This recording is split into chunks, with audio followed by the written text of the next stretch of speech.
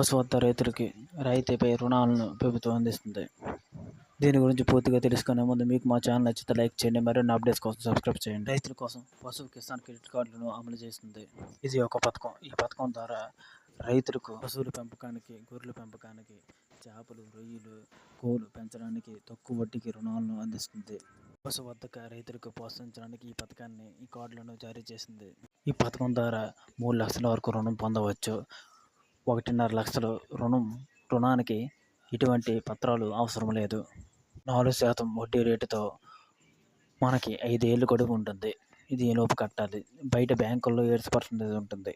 పశువులపై ఒక గేదెకు 60,000, ఆవుకు 40,000, గొర్రెకు, మేకకు 4,000, కోళ్లకు 750 రూపాయలు లెక్క ఇస్తారు. కిసాన్ క్రెడిట్ కార్డు ద్వారా మనం తీసుకోవాలి. దీన్ని ఏ విధంగా అప్లై చేసుకోవాలంటే ముందుగా బ్యాంకు వెళ్ళి అక్కడ ఫామ్ ఇస్తారు, అక్కడ నింపాలి. దానికి కేవైసీ అప్లై చేయాలి. కార్డులు జారీ చేయడానికి 15 నుంచి 30 రోజులు పడుతుంది. ఆధార్ కార్డు, క్యాస్ట్, ఇన్కమ్ మొత్తం ఇవన్నీ పట్టుకుని వెళ్ళాలి.